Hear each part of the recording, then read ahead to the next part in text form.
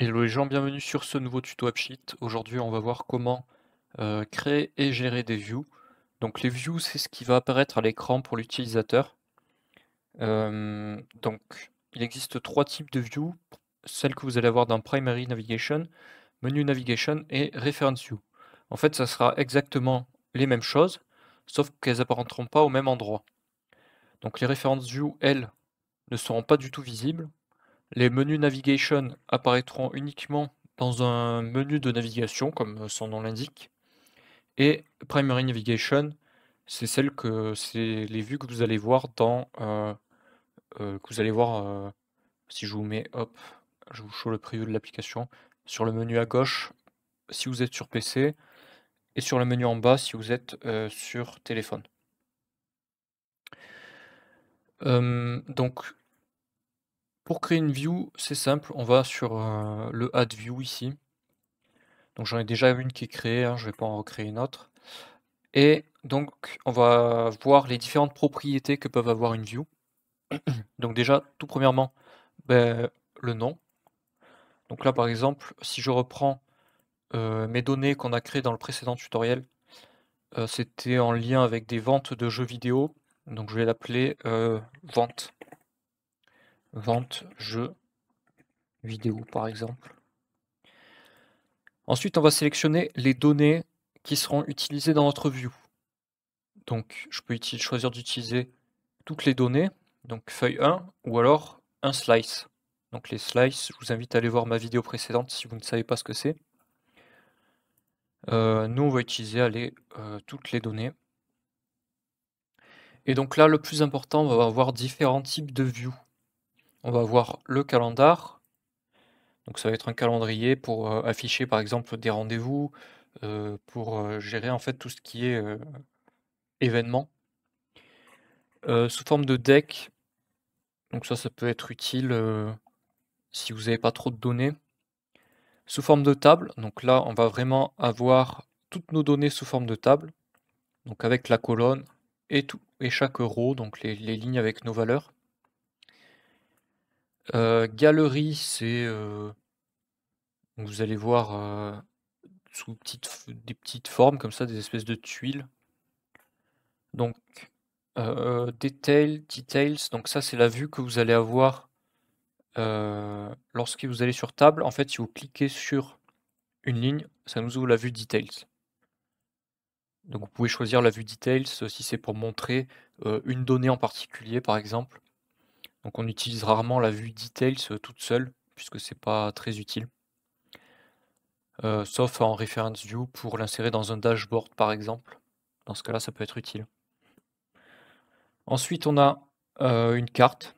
Donc là, ça peut être par exemple, j'en sais rien, vous avez des restaurants dans toute la France, et ben vous voulez les localiser, montrer la localisation de vos restaurants sur une carte par exemple. Chart, donc ça c'est pour faire des diagrammes. Je ferai un tuto à part entière sur la vue chart parce qu'elle est assez compliquée à gérer, à maîtriser. Dashboard, donc ça c'est une vue un petit peu particulière qui va vous permettre en fait d'afficher des reference views. Donc je vais vous montrer un exemple. Je vais aller dans Reference View, Create a View. Et là par exemple je vais mettre une vue Details. Et dans ma vue vente jeux vidéo, si j'ai la vue Dashboard, je vais pouvoir ajouter une entrée et mettre la taille que je souhaite. Par exemple, je peux mettre large, voilà. Donc là, si je vais là que j'actualise, ça n'a pas marché. Pourquoi? Parce que j'ai peut-être parce que j'ai pas sauvegardé. Ah voilà. Donc là, vous voyez, ça nous met en fait notre view, reference view, ça nous la met dans la vue vente de jeux vidéo. Et donc je peux gérer la taille ici. Par exemple, je peux la mettre en petite. Ah non, si je fais sync en haut, non, c'est pas bon. Bon, ça change rien vu que c'est la seule view, mais vous pouvez la redimensionner ici, je crois. Ou pas. Bon, ça, c'est pour l'agrandir. Quand vous avez plusieurs views, après, vous pouvez les ah si, c'est là en bas, voilà. De toute façon, quand vous allez avoir plusieurs, views dans un dashboard, elles vont automatiquement s'adapter à la taille de l'écran. Donc là, par exemple, si j'ajoute une nouvelle, reference view, elle va aller se mettre ici. Donc ça sert, bah, si vous avez besoin d'afficher plusieurs, données ou par exemple, vous avez plusieurs types de diagrammes, vous souhaitez tous les afficher à l'écran, vous pouvez utiliser la vue dashboard. Donc on a également la vue forme qui va nous permettre en fait d'insérer des données. Donc là, vous voyez, j'ai par défaut, en fait, je vais avoir le système qui va me générer, un form en fonction, de mes données. Donc là, vous voyez, en fait, vous le voyez en bas à gauche ici, le form qui a été généré. Donc il y a un form pour game et un form pour feuille 1, donc 2024 game, je crois, c'est la slice. Vous voyez, génère le detail, le form pour la slice, et pareil pour la base de données entière. Et donc, comme je vous disais, en fonction du type de données que vous avez sélectionné dans votre base de données, eh bien, il va vous mettre différents types de champs. Donc là, par exemple, ce sont des champs numériques, là, des champs textuels, et voilà. Et donc, le revenu annuel moyen, vu que c'est un champ qui est calculé, eh ben, on ne peut pas le rentrer à la main. On a aussi le onboarding. Alors, il essaie de mettre une image, je sais pas pourquoi. Ok. Donc là, voilà, c'est pour mettre une vue défilante, comme ça. Sachant que pour chaque type de vue, vous pouvez personnaliser tout un tas de petites choses. Par exemple, là, je peux choisir de modifier la short instruction. Donc, par exemple, je vais mettre titre du jeu. Bon, ça met 2 fois titre du jeu, donc plateforme. Et là, je peux mettre et l'éditeur, voilà, par exemple.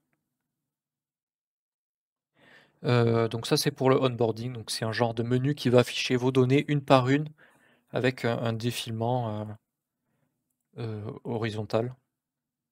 Et enfin, le dernier card, qui ça affiche une espèce de petite carte dans laquelle vous pouvez ajouter des images.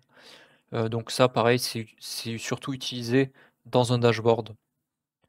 Donc c'est pas très utile, comme ça. Donc ça, c'est pour le primary navigation, hem, pour les views, je veux dire. Donc il faut savoir qu'il y a aussi une chose, donc je vais mettre un view table, comme ça on aura une vue un peu plus claire. C'est les format rules ici. Donc les format rules, en fait, c'est ce qui va permettre d'affiner l'affichage de vos données. Quand je parle d'affichage, c'est vraiment, graphiquement. Donc on va faire add format rule ici et par exemple, je vais mettre, heu titre en gras, j'en sais rien, c'est un exemple, hein, et on va mettre, par exemple, ce que je pourrais faire si le nombre de ventes, le nombre d'unités vendues est supérieur à 20 000, je mets le titre en gras.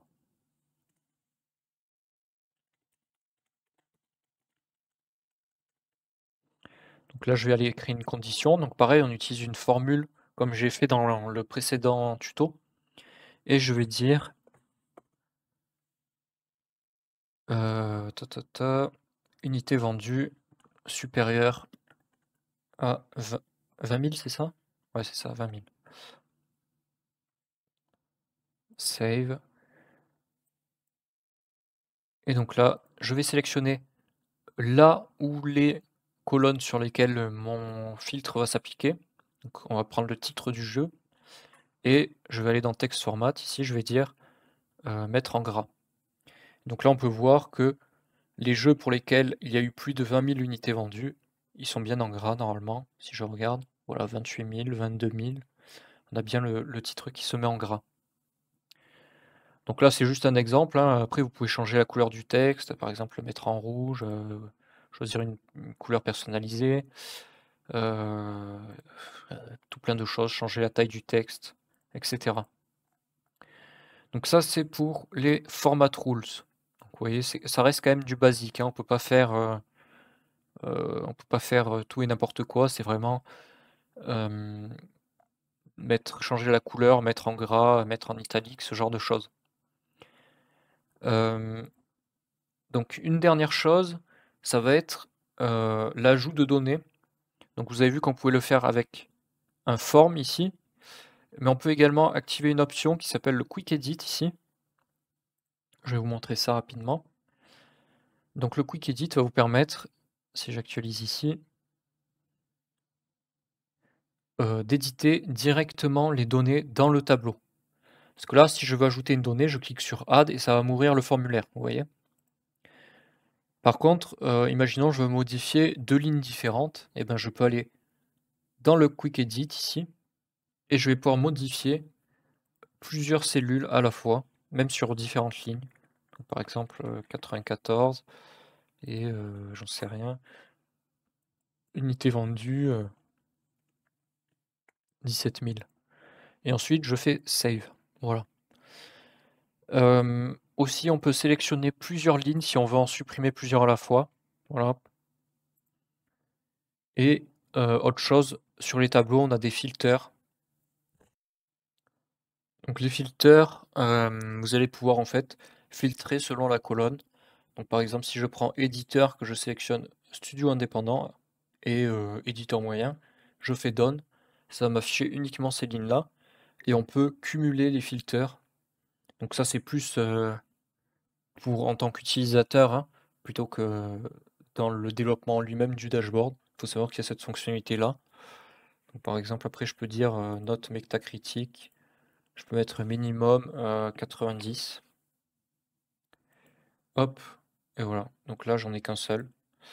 Si je mets 80, voilà, j'en ai un peu plus. Et donc vous pouvez supprimer les filters comme ça. Donc ça, c'est les petits tips. Vous avez aussi, la barre de recherche en haut, vous tapez ce que vous voulez et ça va faire un filtrage, hein, donc aventure par exemple, voilà, ça me sort le jeu d'aventure. Voilà, voilà. Est-ce que j'oublie des choses? Vous pouvez également mettre un filtrage par défaut dans un tableau, hein.